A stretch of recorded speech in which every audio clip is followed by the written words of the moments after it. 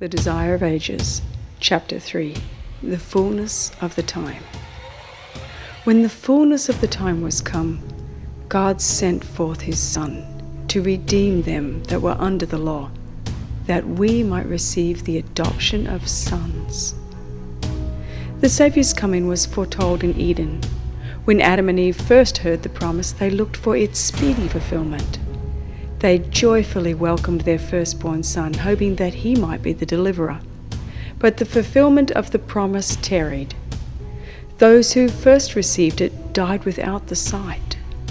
From the days of Enoch, the promise was repeated through patriarchs and prophets, keeping alive the hope of his appearing, and yet he came not. The prophecy of Daniel revealed the time of his advent, but not all rightly interpreted the message. Century after century passed away. The voices of the prophets ceased. The hand of the oppressor was heavy upon Israel, and many were ready to exclaim, "The days are prolonged, and every vision faileth." But like the stars in the vast circuit of their appointed path, God's purposes know no haste and no delay. Through the symbols of the great darkness and the smoking furnace, God had revealed to Abraham the bondage of Israel in Egypt, and had declared that the time of their sojourning should be 400 years.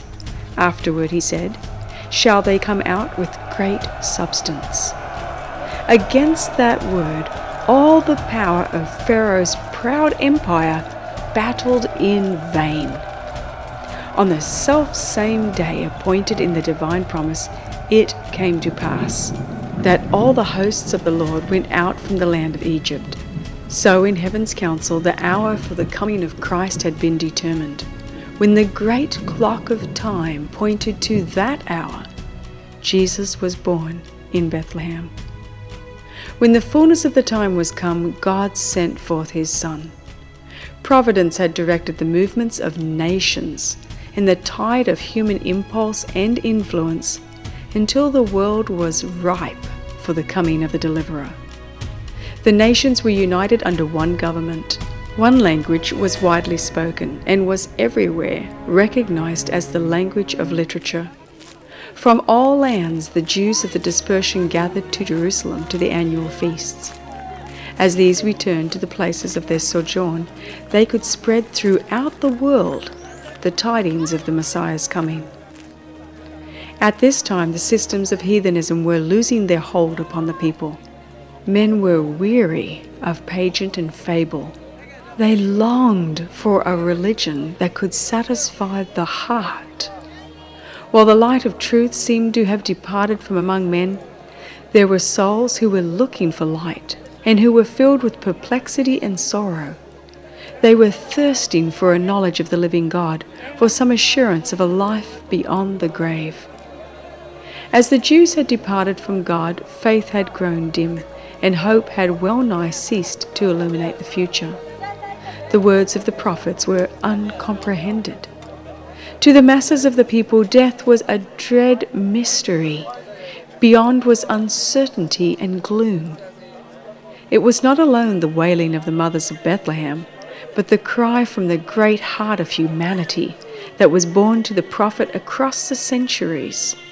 The voice heard in Ramah, lamentation and weeping and great mourning. Rachel weeping for her children and would not be comforted, because they are not. In the region and shadow of death, men sat unsolaced. With longing eyes they looked for the coming of the deliverer, when the darkness should be dispelled and the mystery of the future should be made plain. Outside of the Jewish nation, there were men who foretold the appearance of a divine instructor. These men were seeking for truth, and to them the spirit of inspiration was imparted. One after another, like stars in the darkened heavens, such teachers had arisen. Their words of prophecy had kindled hope in the hearts of thousands of the Gentile world.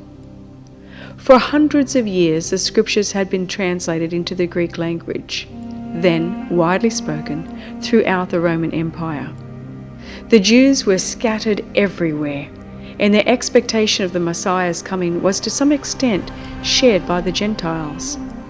Among those whom the Jews styled heathen were men who had a better understanding of the scripture prophecies concerning the Messiah than had the teachers in Israel. There were some who hoped for his coming as a deliverer from sin. Philosophers endeavored to study into the mystery of the Hebrew economy, but the bigotry of the Jews hindered the spread of the light. Intent on maintaining the separation between themselves and other nations, they were unwilling to impart the knowledge they still possessed concerning the symbolic service. The true interpreter must come. The one whom all these types prefigured must explain their significance. Through nature, through types and symbols, through patriarchs and prophets, God had spoken to the world. Lessons must be given to humanity in the language of humanity. The messenger of the covenant must speak. His voice must be heard in his own temple. Christ must come to utter words which should be clearly and definitely understood. He, the author of truth, must separate truth from the chaff of man's utterance, which had made it of no effect. The principles of God's government and the plan of redemption must be clearly defined. The lessons of the Old Testament must be fully set before men. Among the Jews there were yet steadfast souls, descendants of that holy line through whom a knowledge of God had been preserved. These still looked for the hope of the promise made unto the fathers. They strengthened their faith by dwelling upon the assurance given through Moses, "A prophet shall the Lord your God raise up unto you of your brethren, like unto me. Him shall ye hear in all things, whatsoever he shall say unto you." Again, they read how the Lord would anoint one to preach good tidings unto the meek, to bind up the brokenhearted, to proclaim liberty to the captives, and to declare the acceptable year of the Lord. They read how he would set judgment in the earth, how the isles should wait for his law, how the Gentiles should come to his light, and kings to the brightness of his rising. The dying words of Jacob filled them with hope. The scepter shall not depart from Judah, nor a lawgiver from between his feet, until Shiloh come. The waning power of Israel testified that the Messiah's coming was at hand. The prophecy of Daniel pictured the glory of his reign over an empire which should succeed all earthly kingdoms, and said the prophet, "It shall stand forever." While few understood the nature of Christ's mission, there was a widespread expectation of a mighty prince who should establish his kingdom in Israel, and who should come as a deliverer to the nations. The fullness of the time had come. Humanity, becoming more degraded through ages of transgression, called for the coming of the Redeemer. Satan had been working to make the gulf deep and impassable between earth and heaven. By his falsehoods he had emboldened men in sin. It was his purpose to wear out the forbearance of God and to extinguish his love for man, so that he would abandon the world to satanic jurisdiction. Satan was seeking to shut out from men a knowledge of God, to turn their attention from the temple of God and to establish his own kingdom. His strife for supremacy had seemed to be almost wholly successful. It is true that in every generation God had his agencies. Even among the heathen there were men through whom Christ was working to uplift the people from their sin and degradation. But these men were despised and hated. Many of them suffered a violent death. The dark shadow that Satan had cast over the world grew deeper and deeper. Through heathenism, Satan had for ages turned men away from God, but he won his great triumph in perverting the faith of Israel.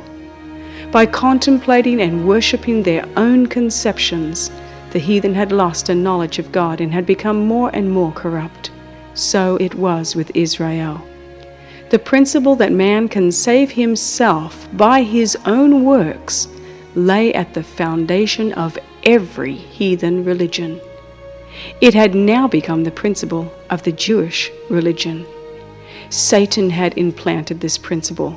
Wherever it is held, men have no barrier against sin. The message of salvation is communicated to men through human agencies, but the Jews had sought to make a monopoly of the truth, which is eternal life. They had hoarded the living manna, and it had turned to corruption. The religion which they tried to shut up to themselves became an offense.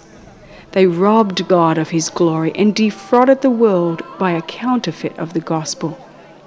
They had refused to surrender themselves to God for the salvation of the world, and they became agents of Satan for its destruction. The people whom God had called to be the pillar and ground of the truth had become representatives of Satan. They were doing the work that he desired them to do, taking a course to misrepresent the character of God and cause the world to look upon him as a tyrant. The very priests who ministered in the temple had lost sight of the significance of the service they performed. They had ceased to look beyond the symbol to the thing signified. In presenting the sacrificial offerings, they were as actors in a play. The ordinances which God himself had appointed were made the means of blinding the mind and hardening the heart. God could do no more for man through these channels. The whole system must be swept away. The deception of sin had reached its height. All the agencies for depraving the souls of men had been put in operation. The Son of God, looking upon the world, beheld suffering and misery. With pity, he saw how men had become victims of satanic cruelty.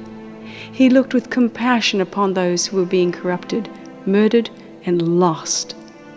They had chosen a ruler who chained them to his car as captives. Bewildered and deceived, they were moving on in gloomy procession toward eternal ruin, to death in which is no hope of life, toward night to which comes no morning.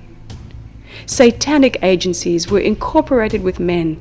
The bodies of human beings, made for the dwelling place of God, had become the habitation of demons. The senses, the nerves, the passions, the organs of men were worked by supernatural agencies in the indulgence of the vilest lust. The very stamp of demons was impressed upon the countenances of men. Human faces reflected the expression of the legions of evil with which they were possessed. Such was the prospect upon which the world's Redeemer looked. What a spectacle for infinite purity to behold! Sin had become a science, and vice was consecrated as a part of religion. Rebellion had struck its roots deep into the heart, and the hostility of man was most violent against heaven. It was demonstrated before the universe that, apart from God, humanity could not be uplifted. A new element of life and power must be imparted by him who made the world.